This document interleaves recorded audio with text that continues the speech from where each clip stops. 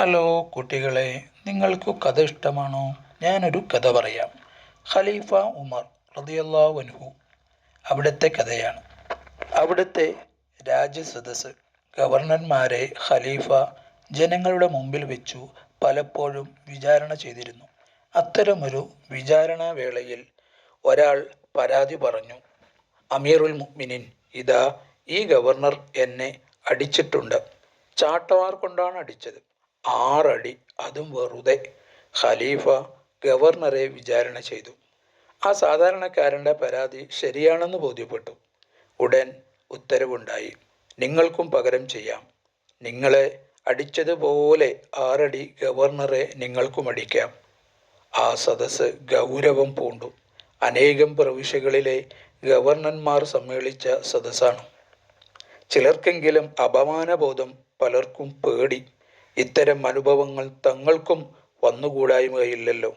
പ്രമുഖ സ്വഹാബിയും ഗവർണറുമായ അംറു bin as റളിയല്ലാഹു തആല അൻഹു ഖലീഫയോട് പറഞ്ഞു, അമീറുൽ മുഅ്മിനീൻ, ഇത് ശരിയായ നടപടിയല്ല. ഇതു പിൻവലിക്കണം. ഗവർണർമാർക്കെതിരെ ഈ വിധം പ്രതിക്രിയക്കൊരുങ്ങിയാൽ അതു പല പ്രശ്നങ്ങളും ഉണ്ടാകും. പിന്നീട് വരുന്ന ഖലീഫമാരും ഈ രീതി തുടരും. ഭരണകാര്യത്തിൽ അത് പ്രശ്നങ്ങൾ സൃഷ്ടിക്കും. തുല്യനീതിയുടെ മകുടോദാഹരണമായ ഖലീഫ ഉമർ റളിയല്ലാഹു അൻഹു ഉണ്ടോ? വിട്ടുകൊടുക്കുന്നു. തൻ്റെ നിലപാട് ഇക്കാര്യത്തിൽ തികച്ചും ശരിയാണെന്ന ബോധം അദ്ദേഹത്തിനുണ്ടായിരുന്നു.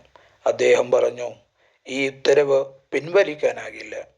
നിയമത്തിനു മുന്നിൽ എല്ലാവരും തുല്യരാണ്. ആർക്കും ആരേക്കാളും പ്രത്യേകതയോ ഒന്നുമില്ല. ഇയാൾക്ക് പ്രതികരണത്തിന് അവസരമില്ലെന്നാണോ നിങ്ങളുടെ വാദം? ഇത് തിരുചര്യക്കെതിരാണ്. അവിടുന്ന് പ്രതിക്രിയക്കു വേണ്ടി സ്വന്തം ശരീരം സമർപ്പിച്ചതു നേരിൽ കണ്ടവനാണ് ഈ ഉമർ. എങ്ങനെയുണ്ട് കൂട്ടുകാരെ കഥ? കഥ അവസാനിക്കുന്നു.